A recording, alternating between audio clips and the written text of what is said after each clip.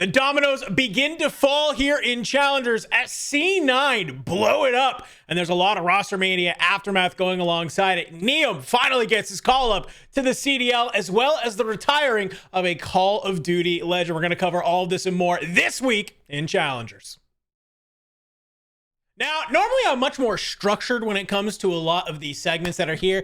Andy, I'm fired up, baby, because holy shit is C9 throwing the bag away, and I don't know what is happening, and I want to give a little bit of a level set to all of our viewers before I go nuclear. That is here. So if you didn't know, after Major 1, right, C9, they had a terrible showing at the Major, to nobody's surprise. They did. That was there. And so instead of doing what most teams normally do, right, you make a change or two. Maybe if you're like some of these other squads, you swap up the roles, try and maybe find something that fits. No, C9 not just release the whole roster, they fire them, okay? And that is important for a very specific reason. Basically, word on the street is they let go of that entire roster. It's a full squad wipe. They then come out and basically have now been approaching top challengers players saying, hey, we'd love to be able to pull you on up. Except now they're offering basically half of what their team was getting before, almost half of what was considered the league minimum, which doesn't actually even exist, to be honest with you. We've heard from multiple credible sources there, but now is trying to reach out to some challengers players to be able to get them on in. And what's funny is that a lot of these top challengers players, Andy, are saying no, they don't even want to go there. I want to just go take a look, because we're going to walk through just all of the info that's been coming out. But buddy, I can't believe what we're seeing. I have a whole, this is not where I want to rant about Cloud9 and whatever is going on there. The good thing that is coming out of this, though, that I will say, is that this makes challengers, this whole situation makes challengers look great. And that is, I think, the thing to know here is that a lot of top challengers kids are getting eyes on them. I think we're seeing names starting to get thrown forward that maybe other teams should starting to look at as well. But also, it feels like maybe the challengers ecosystem is a little bit sustained, and that if these players are feeling like they should be able to stay in challengers and be a-okay, that's a good sign. There's so many different ways to kind of answer this and talk about this, and I'm still not 100% sure that someone's not going to come out and say that they're pranking the fuck out of us. This is weird. Like, you talk about C9 potentially throwing the bag away. I think the problem is they don't have a bag to throw away. Apparently. Like, this is the issue right now. You're right in the sense, like, bringing up, like, they fired 4 players. Really weird move to make. There's so much potential in the team. Were they playing well? No, but we've seen teams in worse positions turn it around with one change. So that was weird. Yeah. But then, this whole pickup situation is just bizarre. I mean, CDC Intel here, Josh coming out and talking about how 5 or 6 names linked with the C9 in the last 24 hours could all be bullshit, but I don't think a single player placed better than top 16 at the LAN. Let's make it clear, we're not attacking a single player that is going to be approached, right? If an opportunity comes your way and you think that you want to take it and do your best to make your bag out of this. Although $20,000 or whatever it is that they're offering players at the minute, which is, I mean, that's not, you guys use Monopoly money too. That's not even worth, what's that, 15K to us over here in the UK? Yeah. Like, that is below our minimum wage. So, like, I don't know how the fuck, but yeah, it's a weird one because this is C9. This is a legacy org. The potential rumored roster that you're pulling up in front of me here, Ocus, Encourage, Icons, and Nate. Now, Nate, young under 18 player. He gets dropped by Brooklyn earlier on this year, not long ago. Icons, he was part of that Cabal team that we liked. Encourage was part of Stallions. Ocus was part of Stallions. Sure. But we're saying top challenger players. Technically, are they? Yes, because they make elite, a lot of these names, but top is stretching it a little bit, and a lot of these players might also reject them at this point. Yeah, and that is what is tough about this whole situation, right? Is that if you told me this was a challengers roster, right, I'd be like, I could see them making it to groups of elite too. Sure. I don't think that's out of pocket to say. I think they'd probably even be middle of the pack of a group to be able to make bracket. I don't think that's that faded to say when it comes to these teams. But when I'm just imagining imagining this team going against the Huntsman, right? Or against the Telluride Bush, right? Pick another North America top challengers team. I'm going to be looking at it and be like, hey, that other team is pretty favored, but okay. Wait, I've just realized something as well, by the way. So DreamHack Atlanta, Major 3, is going to be a Pro-Am tournament. So the 4 best challenger teams will qualify. Do you think that roster is going to beat the 4 best challenger teams that qualify? No. And that was kind of my point here, is that, like, you're going against, like, I wouldn't give this team, like, I wouldn't really hedge my bets that they would maybe win a series against top challenger teams. This team's got to spawn in against the Gentlemates, dog. That's what has me worried. They got to spawn in, not against these top challenger teams that are like ex-pro players that we have, a couple of those rosters. It's that you got to spawn in against Dan Ghosty and Neptune. Have fun. Have fun. You thought you knew how to play Call of Duty. You don't. But the thing is, Enigma, this isn't even the roster, because then what do we get told about?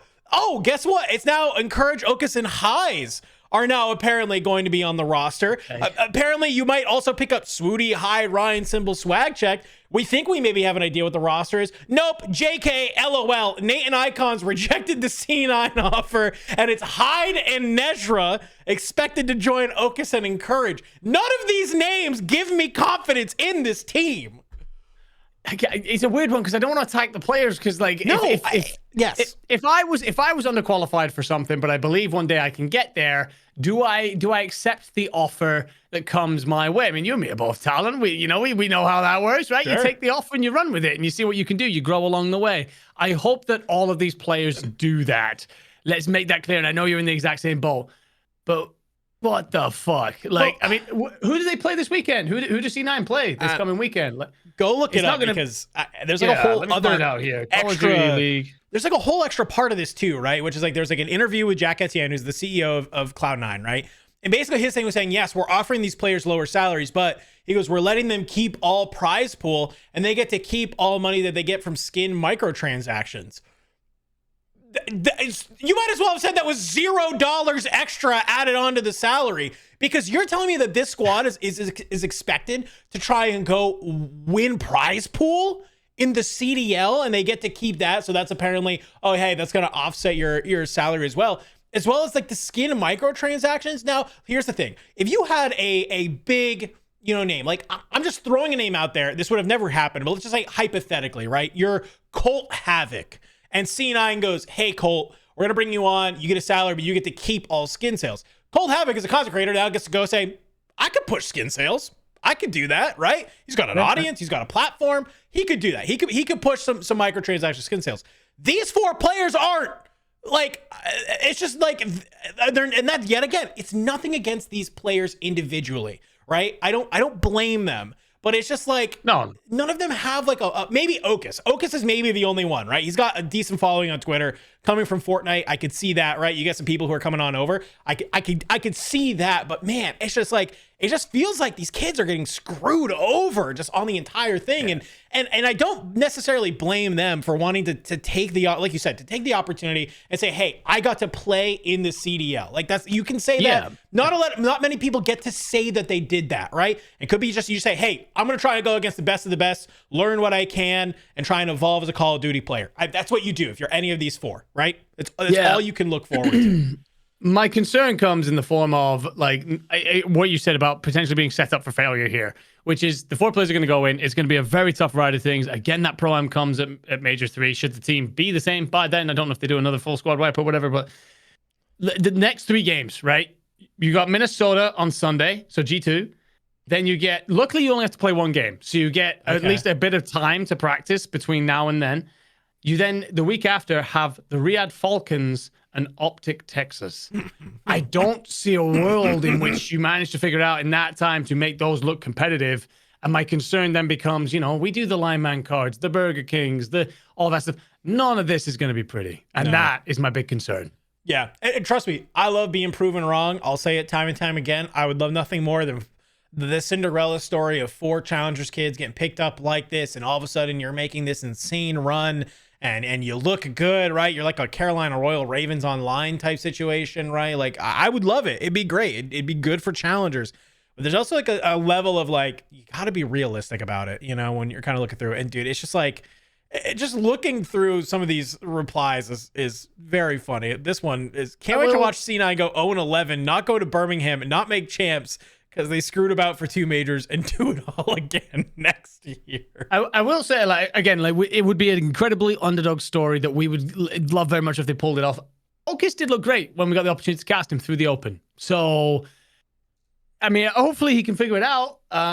It's just looking at like the players that have rejected it. Like it's just it. There's a reason for that. I feel like we've waffled on for quite a long time, and we know where we sit with this. It's just hard to believe that this is the timeline we're in, especially when the CDL has probably never looked healthier. Yeah. And neither has Challengers. So going back to the original point, look, Challengers looks great. We're in a wonderful ecosystem right now, a good timeline. Probably the first good timeline we've had in a very long time down here. So, yeah, I mean, respect to the players for rejecting it because they want to fight for what they're worth. But enough about C9. We said it kind of was a domino stack that fell. Let's talk about what that's changing else in the scene here, Andy, because there's a lot of moving parts that are going on and still continuing moving on. Who knows? All this could be irrelevant in 24 hours from now. No clue, but we're going to try and cover it the best we can.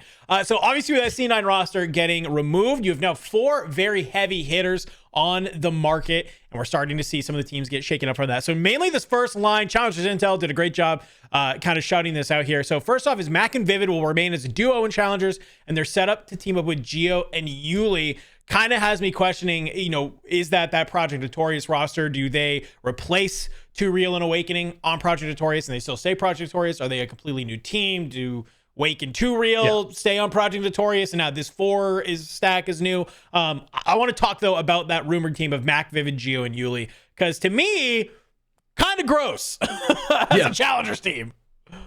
Yeah, and it's weird as well because, I mean, they already were gross. Like, they won Elite 1. Yes, it's top 6 in the open, but I think it's at the very end of a long Saturday, I'm pretty sure, when they finally fell short. And sometimes in those moments, the stamina of the day can just run you out. I think it's Huntsman that they lost to. I could actually check that very quickly. But it was a situation for them of like, okay, you've just about fallen short in the end. So, yeah, they lose in winners to P7 in a game 5 and then to Huntsman, in a game 4. So, long Saturday, they drop in that game 5, and sometimes teams, they just run out of stamina. They get the wind taken out of their sails a little bit. Huntsmen are on that lower run, and they just get bowled over with the momentum. So I'm surprised they've made a change, to be completely honest with you. I think obviously what it is that Vivid and Mac, every time they come down to Challengers, they look fantastic. And I think that's a hard one to pass up if you feel like you've just had a poor showing for yourselves at the Open. But curious to figure out which way that one's going to go.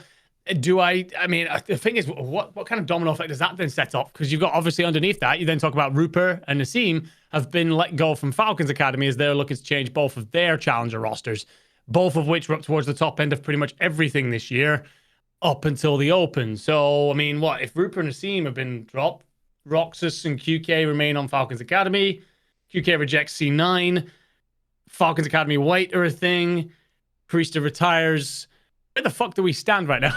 And then we have Gentle, right? Is apparently moving over as well. And so, like, where do we, maybe are they going to kind of split it into where Falcons Academy Green is potentially a full Saudi roster? Is Falcons Academy White now maybe sort of their sister roster that can actually be maybe 4, maybe more North American players, kind of by nature originally? And I don't want to say the Saudi players aren't North American because they're here competing in North America, but, by homestead, by heritage. We could say this there, but you're totally right to call that too, because Rupert, like we said, tweets out that him, KB, and Cootie are back as a team of 3 and looking for an AR for upcoming competitions. This is a really fun team. I believe all 3 of these players played in the College COD League and looked really, really good. And at least all 3 of these players, I think, were on Cabal at one point too, right? Yeah, instead of Millie. The only one they're missing is Millie from that team that looked, if I remember right, looked really good at the start of the year. They get second in a cup. They did really well. I remember you and me talking about them. They looked fantastic. Wait. I might be actually dumb because it wasn't Icons on that team. So maybe it wasn't Cootie. Maybe it was Millie, Icons, KB, Rupert. Maybe that was the team. Yes. You guys change rosters far too much. But either way, that team looks pretty solid. Rupert, KB, Cootie. I think looking for an AR. I mean, look, it depends on where people like. I guess, I don't see Wake going there. I'm trying to figure out who the other AR is that could slot in there. I mean, if Asim stays, well, no, not even Wake. Well, that's what I'm thinking. But is he willing? Oh my God, this is so tough. This is so tough. There's a lot. There is a lot that go on there. I don't know. Apparently, I also have some intel that Omit might be potentially making some changes as well. So that can maybe open up some of those players where. You get somebody to come on through and just as rosters get shuffled around sometimes that's kind of the beauty of this whole situation, right? Is that like it can be as these rosters can move around, you have that one key, like, for example, like, oh, we're looking for an AR, and there's like that one AR who's now just like, well, hey, I'm without a team, and all of a sudden you can look and it's like, well, that's a trio, right? That plays well together, that has played a lot together before. Well, let me try and go slot in with them, and you can get that just one key piece who it doesn't have to be this no name, right? That you go ahead and pick up to try and be better. But there is a lot. There's a lot of moving pieces going on right here, man. I mean, we could try and play hypotheticals all day with some of these rosters, but this is wild. Of course, Zuma replies to this with a little face. Maybe some Stallions rosters potentially coming out of this. Wouldn't be surprised to see that either, right? I mean, Zuma's knows Big Wake and 2 real. Maybe we see a seam come back to the Stallions. I don't know, man. I don't. I thought you were cracking a Zuma nose joke for a second. I was like, what the hell? Where are we going with this? You said Zuma's nose. Anyway, it is, yeah. I mean, look, the thing is with Stallions, I guess like it's a situation because I'm hearing that some of these teams are getting paid decently, especially for challengers. Yeah. So I'm curious about what kind of funding he's willing to open up on. I mean, with that, do you drop maybe one of the rosters and turn it just into one instead of two? But yeah, there are a lot of moving parts, a lot of moving pieces. Obviously, the thing is, the problem we have right now is C9 are holding everything up. That's what it is. Because they haven't decided on their 4, all the rest of the dominoes that can't then settle into their place, they can't shuffle around. So yeah, we just got to kind of wait on that. And obviously, we'll update you here as we're going. But right now, I don't think there's any roster that's safe apart from Rock, who obviously win the Open. And then I'd say Bush Gaming, right? Like, I'd be very surprised if they make a change. Yeah, no, that's a good point. Yeah, we'll have to wait and see. I know I saw some tweets kind of getting floated around from maybe some of the players. So I don't know. I think you're right there. I think we got to wait to see what is C9 going to do. How does that impact everybody else? Because there's still a lot of rosters that are waiting to be formed. So we talked about a lot of those teams that are making changes. One team that is going to make a change that's also waiting on Cloud9 to figure out their stuff is going to be the Huntsmen, because our main man Nium, he's getting his call up to the Los Angeles Thieves. Found this tweet on the timeline, broke down some great stats that was going there. Whoever put this together, really smart person. Could do with a little bit, I think, on maybe some of the stuff that's going on there. But I don't know, talk to me through, man, about some of the thoughts that we have around Nium getting his call up to the Los Angeles Thieves. Yeah, I'm really glad that this tweet comes out. Actually, some clever son of a bitch decided to put it all in one place instead of trying to maraud around the internet and find all the stats. Yeah, look, let's face it. We know that this guy's gross. Like, and the thing is, well, like, he really burst through last year. He's been around a little bit before that, but he really burst through last year.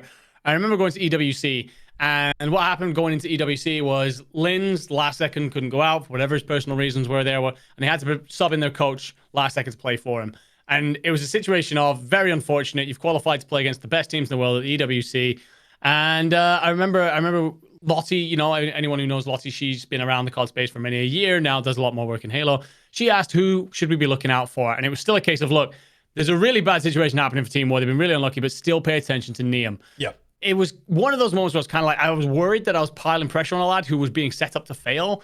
And he still looks good. Then comes into this new year. Huntsmen have picked him up. Great place to be. Build your brand, all that stuff. And he's been phenomenal, just ridiculous. All the numbers right there in front of you for his Open 1 performance. A huge part of the reason that they end up making it to Sunday. It's a disappointing Sunday for everyone involved with that roster, sure, but I think you just come out the blocks flat and never really build back up from that point because you've had to make a lower bracket run. So, yeah, really good to see him step up. And this is a guy who, there's something about him. It's one thing to talk about his stats and his performance and everything else. Yeah, it's his calming presence. He's so collected. He's so sure of himself, not in an egotistical way, not in an assholey way, just in a very calm, composed, collected individual. And for that, I think he's got incredible growth coming. Really looking forward to seeing the impact he'll make. Yeah, and I think one thing that's good, too, is that sometimes we see these challenger players, you know, they look really good in challenges, but all of a sudden now that they're getting pulled on up, right, they're getting maybe thrown into a system for the first time. You're going against better players, and that's where we can start to see them falter. I think one of the big things I like from him, obviously, like you said, plays EWC last year. Okay, you got some solid experience, comes in this year, playing on that Huntsman roster, right? You know that that's not just a willy-nilly challengers team, right? They have a system. You have, you know, obviously, like I said, you have Major Maniac and Zinni behind you. They're taking this shit serious. They're, you know, trying to make sure that you're doing a good job. He's had to help bring Renegade up and kind of like help, you know, kind of teach Renegade and be there alongside his growth as well, which is something that a lot of players, I think, kind of lack out on, is like, how do I learn how to play around some of my teammates and help kind of, you know, outline a situation to them and maybe here's how you can play it differently. he's now getting ready to move into that LA Thieves system, which I think is really, really fun because obviously, you know, a really solid roster that has high expectations. And I think for, you know, somebody like Nium kind of being able to fall into that against 3 superstar players is going to be a really fun time to see how does he not only fit in that system, but how does he also elevate the people around him? Because I think that's really what you're looking at is when you got obviously Scrap, you know, players like Scrap and Hydra alongside there who are going absolutely crazy. Like, yeah, he's gonna really help elevate that team a lot. It'll be interesting to see how they fit him in because the one thing that he's never really had to massively do is like the hill time kind of situation because he's such a slayer, because he's an aggressive player.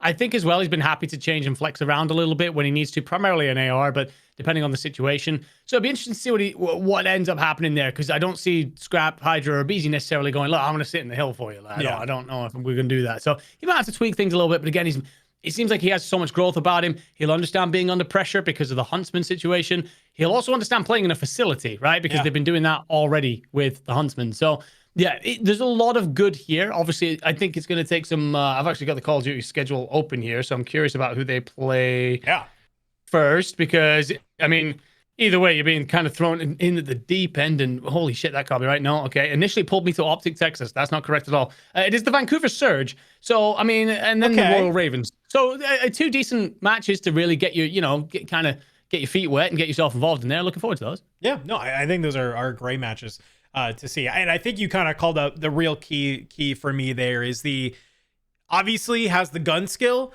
but I think what that LA Thieves team has really needed is that player who can sit in the hill, but also can win those fights, right? That's really kind of that underline we see from sometimes objective players that they don't always get the credit for. It's like, yeah, it's one thing to get into the hill or to play the objective, but like it's about winning. You get that one gunfight that quells a wave of respawns coming on in a hard point that helps your team coming off spawns be able to come out and help you and maybe bump you forward and things like that. Those are the type of players that you need, and I think that's what LA Thieves has really been looking for. So I'm really excited to see Nium be able to fill into that role.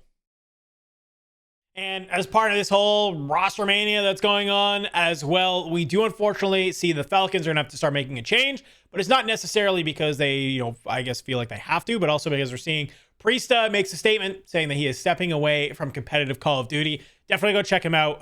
Read through this post. Really good stuff in there. We don't got to sit here and read it, kind of line by line, but I think, had some moments in challengers, I think this year, but I think maybe what we saw, obviously with Priestahh, I think it's just, sometimes you just kind of come to that point where obviously you're just, he even says here, it's like, I started to feel mentally drained from it all, right? Like you're trying to get back into the league. You're in these challenger scrim schedules. Obviously a P-Dog, he's been one of my favorite players in the CDL since all the way back in Black Ops 4. And, it's been really cool to watch his ride. Was really fun to be able to cast over him in challengers this year, but definitely, really respect him making that realization that like, hey, I'm not having fun anymore. And I need to step away. Agreed. I like a lot of what he's saying here. I really find it refreshing as well, and almost a testament to Priestah's character as well, that it is all love, right? It's all, this is just me. I'm not looking to call somebody else out or set up some sort of weird situation. I've just stopped having fun. And that's what it is, right? Like the thing is, like, obviously playing a Call of Duty, playing video games for a living, it is a dream. Of course it is. But it is, in order to be in that position, you have to be constantly switched on, constantly looking to get better and everything else. And it's when you lose that drive, that passion for it, that would be a hell of a sink for you emotionally, mentally, and everything else. And if Priestahh is at the point, if he's just like, you know what, I've had my fun, I've done my bit, I'm ready for whatever's next. When you hit that wave and that wall, anyone who's been there, that it's very difficult then to look beyond that. I think what he's probably done is tried online, right? How does that feel? Kind of crap. All right, what does LAN feel like? Let's see how that goes. And clearly, that also unfortunately wasn't doing it for him. But no, a lot of love for him. I think he's been a fantastic player to watch. Obviously, through the highs and the lows, he's always been a consummate professional. So yeah, we're losing a real good one, but obviously wishing him nothing but the best for the future. Yeah, I'd be very curious to see where he goes next, if he wants to continue trying to do anything in the space, right? One thing that we do know about Priestahh, very, very smart when it comes to Call of Duty, right? One of these players that you can see, I wouldn't be surprised to see maybe go a route like we kind of see with Major Maniac, who like everybody knows, like, it maybe didn't look the best in their last stint in professional Call of Duty, but everybody knows, hey, it wasn't necessarily the smarts of why they weren't able to be here. Sometimes it's the mechanical ability and stuff that's there. So I wonder with Priestahh, maybe takes a step back. Maybe we can see in the future, maybe come on forward as maybe some type of analyst or coach, or maybe, broadcast team, if that's the route they want to go to, try to get some ex-pros on, stuff like that. I think that'd be really, really cool. I would love to see him obviously stick in Call of Duty in some way, shape, or form, but yeah, nothing but the best to Mr. P-Dog, and obviously, hope to see him back, in Call of Duty in some way, shape, or form here, not too far away. A lot of moving parts going on here in Challengers. We still have a little bit until we're back on into the mix, right? We got some weeks until we're back into the next cup that's there. So we're just going to try to be here, follow all of the Rostermania for you, try and keep you up to date. Hopefully by next week, we get a little bit of an understanding of what C9 is doing and maybe start seeing some of these rosters come together so we can do our job and actually help break them down. But I don't know, Enigma, as we see a lot of this stuff going on through, like, what is your kind of hope that we see as we kind of sort of get ready to gear up for the next little stint of Challengers? I hope is to buy a fucking whiteboard and put it up somewhere, start to try and jot all the names together. Like this, like when we were midway through I know we came into the podcast kind of like, okay, these are the sections we're going to touch on. And I'd had a little think about them before. And then we were talking about, I'm like, how do all these players eventually end up together? You know what I mean? Because like, it's just crazy. But yeah, looking forward to very much so seeing where everything settles, where that dust settles, and where the pieces lie once we walk into Split 2. I think it's like the 20th, the weekend, when we get our first cut back on. So, all right. So, yeah, 21st, 22nd. So that's going to be a lot of fun getting to tune into those new rosters and see how they set themselves up, because Elite qualifiers probably aren't too far down the line after that. And, well, you never know who's going to be next on top. Obviously, a couple of folks to kind of cut down, a couple of new stars to rise, plenty of storylines. We'll be here for all of them.